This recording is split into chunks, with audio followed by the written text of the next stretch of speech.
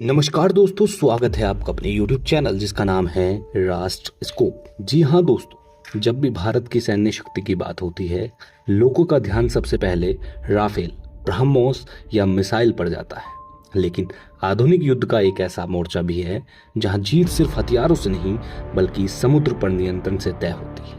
यही वजह है कि आज भारतीय नौसेना को हिंद महासागर की सबसे महत्वपूर्ण सैन्य ताकतों में गिना जाता है। दुनिया का लगभग 90% अंतर्राष्ट्रीय व्यापार समुद्री रास्ते से हो और भारत का भी लगभग 95% व्यापार वॉल्यूम के हिसाब से अगर देखा जाए तो समुद्र के जरिए होता है। तेल, गैस, खाद्यान्न और जरूरी सामान लेकर आने वाले हजारों जहाज हर साल हिंद महासागर से गुजरते हैं। ऐसे में अगर इन समुद्री रास्तों पर खतरा पैदा हो जाए तो उसको सीधा असर भारत की अर्थव्यवस्था और ऊर्जा सुरक्षा पर पड़ सकता है। इसी खतरे को देखते हुए भारतीय नौसेना पिछले कुछ वर्षों से ऑपरेशन संकल्प के तहत अरब सागर, लाल सागर और गल्फ ऑफ एडन में लगातार तैनात है। 2024 से लेकर अब तक भारतीय नौसेना ने कई व्यापारी जहाजों को समुद्री डाकुओं, ड्रोन हमलों और मिसाइल खतरों से सुरक्षित निकाला है। कई मौकों पर मार्कोस कमांडो ने हाई रिस्क बोर्डिंग ऑपरेशन चलाकर जहाजों और क्रू को सुरक्षित बचाया।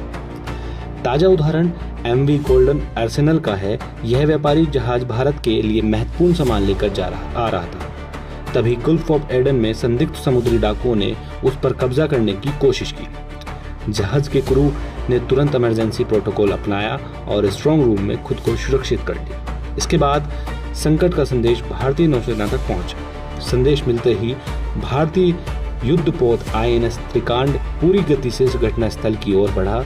उसके साथ भारत के एलाइट मार्कोस कमांडो भी तैयार थे। जैसे ही समुद्री डाकुओं ने भारतीय युद्धपोत को अपनी ओर आते देखा, वे अपनी स्पीड बोट में बैठकर मौके से भाग निकले। इसके बाद मार्कोस ने जहाज पर चढ़कर पूरे क्षेत्र को सुरक्षित किया और सभी 21 क्रू मेंबर्स, जिनमें एक भारतीय नाविक भी शामिल था, को बिना किसी नुकसान के सुरक्षित बाहर निकाला। यह पहली बार नहीं है दोस्तों।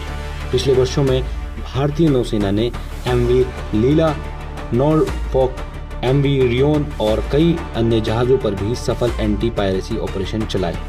एक अभियान में तो भारतीय नौसेना ने 35 सोमाली समुद्री डाकुओं को आत्मसमर्पण करने पर मजबूर कर दिया था, जिसे दुनिया भर में सराहा गया था।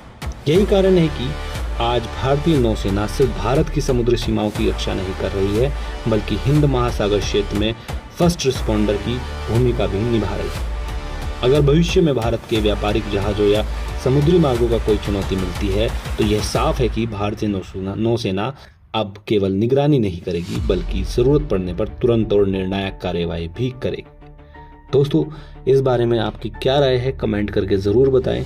अगर आपको ये रिपोर्ट कुछ थोड़ी भी अच्छी लगी होगी तो वीडियो को लाइक करें, कमेंट करें और चैनल को सब्सक्राइब करें। मिलते हैं नई रिपोर्ट के साथ अगली वीडियो में। जय हिंद, जय भारत।